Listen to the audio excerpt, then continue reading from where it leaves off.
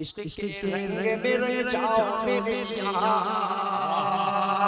इश्क के रंग में रंग जाओ तो खुलते हैं गुलामों पे पोसदार के रहते हैं वो तौसीफ सवार में घर घर बार सुने आरज़ू ये है कि हो कल्ब मुअत्तर मुताहर मुनव्वर मुसफ़्फ़ा मुजल। जमात का टाइम हो गया है, अभी तक इमाम साहब नहीं आए। मौज़िन साहब कहाँ है इमाम साहब?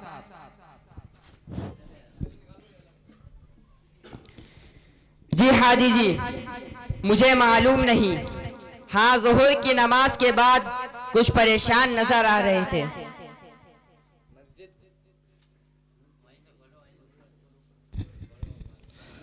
मस्जिद के जिम्मेदारों को बगैर बताए चले जाते हैं। हाजी जी, आ गए इमाम साहब।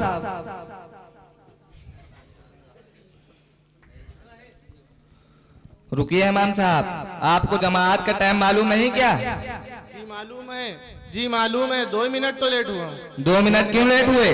जब जमात का वक्त 8:45 पर है तो आप 8:47 पर क्यों आए? आपको पाबंदी का जर्रा बराबर भी फिक्र नहीं है। यहाँ लोगों के पास टाइम नहीं है, बड़ी मुश्किल से वक्त निकाल कर नमाज पढ़ने के लिए आते हैं। उसमें आप लोग कभी जमात लेट में खड़ी करेंगे तो कभी दुआ लंबी कराएंगे तो कभी नमाज ही लंबी कर देंगे। ये तमाशा क्या है? सही तरीके से नमाज पढ़ानी है पढ़ाओ, वरना आप अपना कहीं और इंतजाम कर लेना। चलो पढ़ाओ नमाज।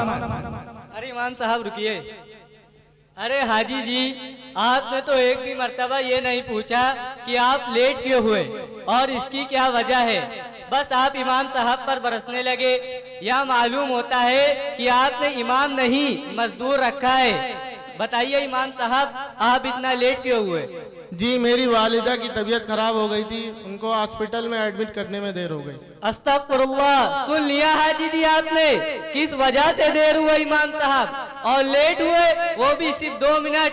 आप लोग के दिलों में इमाम साहब का अदब और एहतराम नहीं है।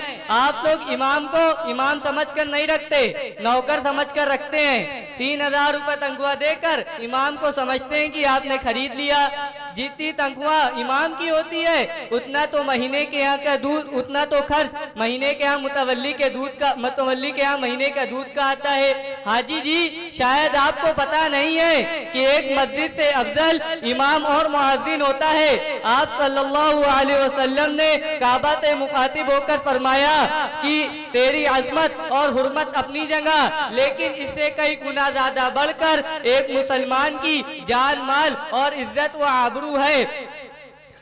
अगर कोई मुसलमान को नुकसान पहुंचाता है तो वो काबा के भी ढाने से बढ़कर है। आज जो मुसलमानों पर हालात आ रहे हैं वो उलमा का खून चूसने और उनका अदब और एहतराम ना करने की वजह से आ रहे हैं। आप सल्लल्लाहु अलैहि वसल्लम ने हजरे अस्वद से मुखातिब होकर फरमाया कि तुझसे ज्यादा इज्जत वाला तो एक मुसलमान है। अगर एक मुसलमान हजरे अस्वद से अफजल है तो यकीनन एक आलिम दीन बदरजा अफजल होगा। लेकिन ये मिंबरान मसाजिद अइम्माए मसाजिद को कमतर और मसाजिद को अफजल समझते हैं। अगर इनको जाहिल और बेवकूफ कह दिया जाए तो इसमें कोई गलत नहीं होगा। अगर मस्जिद की कमेटी के पास कुछ बैलेंस बढ़ जाता है तो इनके जहनो फिक्र में बस यही लगा रहता है कि किस तरह बैतुल खला, पेशाब खाने, ईंट या मसाजिद में पैसे को खर्च कर